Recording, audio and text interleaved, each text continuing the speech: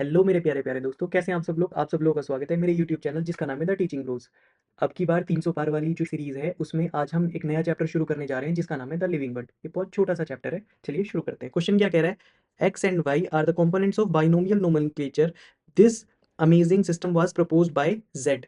देखिए एक्स और Y, binomial nomenclature में दो चीजें होती थी। दो चीजें क्या क्या होती थी भाई, एक होता था जेनेरिक नेम और एक होता था स्पेसिफिक एपिथेट।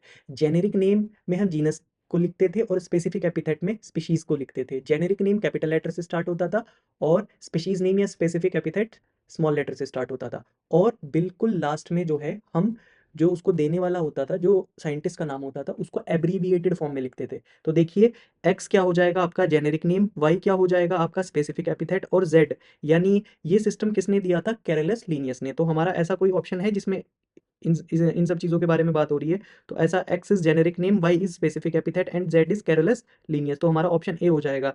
और बी क्या कह रहा है, specific epithet, Y is generic name, Z is R H विटे नहीं, आर एच विटेकर नहीं होगा। और एक्स इसमें क्या दे रखा है, एक्स इसमें स्पेसिफिक एपिथेट दे रखा है, तो ये भी गलत हो जाएगा। Next is X is specific epithet, Y is generic name, Z is Carolus Linnaeus. क्या होगा, एक्स क्या होगा, X is generic name, generic name पहले आता है ना, तो ये भी गलत हो जाएगा। Next is X is generic name, Y is specific epithet, Z is R H Whittaker. R H Whittaker ने नहीं, किसने दिया था बताइए, ये दिया था कैरलस लीनियस ने, तो ये ऑप्शन भी गलत हो जाएगा। अगला क्वेश्चन क्या कह रहा है, select the correctly written scientific name of mango which was first described by Carolus Linnaeus. क्या नाम होता है मैंगो का बताइए, मैंगो का नाम होता है मैंजीफेरा इंडिका, मैंजीफेरा इंडिका। तो पहला नाम बिल्कुल सही लिखा गया है, लेकिन मैंने आपको बताया अभी कि आखिर में एब्रीविएटेड फॉर्म में साइंटिस्ट का भी नाम आता है। तो Mangifera indica Carlos Linnaeus, CAR नहीं, नाम LINN। तो ऑप्शन क्या हो जाएगा हमारा, सी हो जाएगा। Which of the following is against the rules of ICBN, ICBN के रूल के अगेंस्ट कौन सा इसमें से ऑप्शन है। ठीक है, देखिए hand written scientific name should be underline. Hand written जो नेम होते हैं उनको अंडरलाइन करना पड़ता है, बिल्कुल सही बात है। ये हमसे क्या पूछा है, अगेंस्ट पूछा है, यानी गलत कौन सा है। नेक्स्ट क्या कह रहा है, every species should have a generic name and a specific epithet. मैंने आपको बताया था दो होते हैं, एक होता है जेनेरिक नेम, दो पार्ट होते हैं, जेनेरिक नेम और स्पेसिफिक एपिथेट। अगला क्या कह रहा है, scientific names are in Latin and should be italicised. Scientific name जो है लैटिन लैंग्वेज में होते हैं बिल्कुल, एंड शुड बी इटैलिसाइज्ड। और क्या होते हैं, इटैलिसाइज्ड होते हैं, यानी इटैलिक्स में उनको प्रिंट किया जाता है। Generic and scientific names should be written starting with small letters. नहीं भाई, जेनेरिक नेम किस में होता है, कैपिटल में होता है, और साइंटिफिक जेनेरिक नेम किस में होता है, कैपिटल में होता है, और जो स्पीशीज का नाम होता है वो स्मॉल से शुरू होता है। तो इसने क्या बोला है, दोनों किससे होंगे, स्मॉल लेटर से। तो ये गलत हो जाएगा, हमारे से गलत ही पूछा है, अगेंस्ट पूछा है, तो डी ऑप्शन हो जाएगा हमारा। और ये मैंने लास्ट वीडियो में आपसे क्वेश्चन पूछा भी था। आगे देखिए, nomenclature, nomenclature is governed by certain universal rules, which one of the following is contrary to the rules of nomenclature। कौन सा contrary है, contrary का मतलब सही नहीं है। The names are written in Latin and are italicized, बिल्कुल ठीक है। when written by hand the names are to be underlined, बिल्कुल सही बात है ये भी। biological names can be written in any language, किसी भी लैंग्वेज में biological name लिख सकते हैं, नहीं, किस में लिखे जाएंगे, लैटिन में। तो ये सी ऑप्शन हमारा हो जाएगा।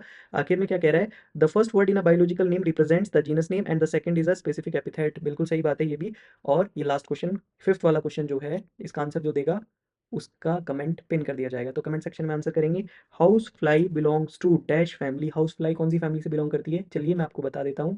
एनसीईआरटी में लिविंग वर्ल्ड जो चैप्टर है उसमें एक टेबल दे रखी है, वहां पे आपको इसका आंसर मिल जाएगा। House fly belongs to, house fly कौन सी फैमिली से बिलोंग करती है, ये मैंने बताया था लास्ट शॉर्ट में आपसे पूछा था। ये हाउस फ्लाई, मैंने कहा था आपको टेबल देखनी है, उस टेबल में आपको फैमिली दी गई होगी, कौन सी, ये वाली, कौन सी, मस्किडी फैमिली। मस्किडी फैमिली से कौन हाउसफ्लाई बिलोंग करती है। अगला क्वेश्चन देखिए, in the taxonomic category which hierarchical arrangement in ascending order is correct in case of animals. ये देखिए यहाँ पे क्या होगा, देखिए ये होता है के मैं आपसे बात करूं तो सबसे ऊपर मैंने इसको कैसे याद किया था, मैंने याद किया था केडी। केडी जो है केशव देसाई, कोई भी नाम आप ले सकते हैं। केडी सी ऑफ करने जा रहा है किसको, जसमिंदर सिंह को, उसका दोस्त है।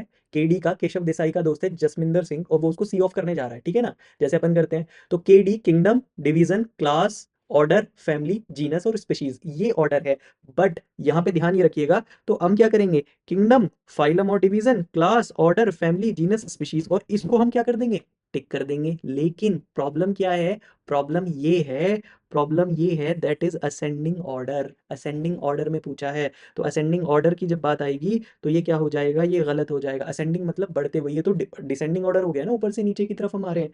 तो ये किसमें, असेंडिंग ऑर्डर की वजह से ये नहीं होगा। आगे देखते हैं, किंगडम क्लास ये भी नहीं होगा, किंगडम ऑर्डर ये भी नहीं होगा, किंगडम ऑर्डर ये भी नहीं होगा। तो इसका जो आंसर है बेसिकली, इसमें से कोई भी आंसर इसका नहीं होगा। ये इसमें से क्या, ये क्वेश्चन जो था 2022 में आया था और ये बोनस हुआ था। आगे बात करते हैं। Which one of the following belongs to the family Muscidae, कौन सा, अभी तो बताया मैंने, कौन कौन कौन, बोलो भैया जल्दी से बोलो। That is house fly. Answer क्या हो जाएगा, ए हो जाएगा। Match column 1 with column 2 for house fly classification and select the correct option. देखिए हाउस फ्लाई से बार बार सवाल आ रहा है, तो जो हमारी लिविंग वर्ल्ड चैप्टर में जो टेबल दे रखी है जहाँ पे हाउस फ्लाई के बारे में सारी चीज़ें दे रखी हैं, क्लास, उसका फैमिली, उसका ऑर्डर, तो वो उसी टेबल से ये सारे दोनों तीनों सवाल उसी से, इससे पहले जो क्वेश्चन आए थे वो भी सब उसी टेबल से हैं। तो फैमिली की बारे, फैमिली हमने बात करी थी, फैमिली क्या थी उसकी, हाउस फ्लाई की मस्केडी, तो ए का क्या हो जाएगा हमारा, ए का क्या हो जाएगा, 3 हो जाएगा, राइट। अब हम फाइलम की बात करें, फाइलम आर्थ्रोपोडा, फाइलम क्या है उसका, आर्थ्रोपोडा है, तो डी का क्या हो जाएगा, सेकंड हो जाएगा। तो ए का 3 और डी का सेकंड किस में दे रखा है, फर्स्ट वाले में ही दे रखा है, तो ये हमारा हो जाएगा। और ऑर्डर की अगर हम बात करें तो ऑर्डर क्या हो जाएगा, डाइप्टेरा, और क्लास उसकी क्या हो जाएगी, क्लासेस इंसेक्टा, तो ऑप्शन क्या हो जाएगा हमारा, ए हो जाएगा। नेक्स्ट देखते हैं, study the 4 statements A to D given below and select the 2 correct ones out of them. इसमें जो आपको 4 ऑप्शन दे रखे हैं इसमें से 2 ऑप्शन ठीक हैं, उनके बारे में बात करनी है, देखते हैं।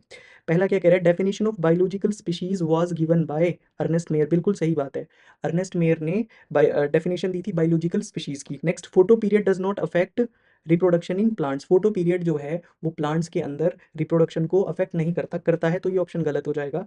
बाइनोमियल नोमेनक्लेचर किसने दिया था, केरलस लीनियस ने, लेकिन ये क्या कह रहा है, आर एच विटेकर ने दिया था, तो ये भी गलत हो जाएगा। Next, in unicellular organism reproduction is synonymous with growth, unicellular organism में रिप्रोडक्शन जो है वो ग्रोथ के सिनोनियम्स होता है। मतलब क्या है इसका, इसका मतलब ये है कि अगर यूनिसेलुलर ऑर्गेनिज्म का नंबर बढ़ रहा है इट मीन्स उनकी ग्रोथ भी हो रही है, मतलब अगर उनका रिप्रोडक्शन हो रहा है तो ग्रोथ भी हो रही है, तो ये सिनोनिम्स टर्म होती हैं यूनिसेलुलर के लिए, मल्टीसेलुलर के लिए नहीं। तो ए और डी दोनों क्या हो जाएंगे, ठीक हो जाएंगे। तो क्या होगा, ऐसा कोई ऑप्शन है, that is option number C. ये हमारा लिविंग वर्ल्ड चैप्टर खत्म हो गया है। Thank you so much.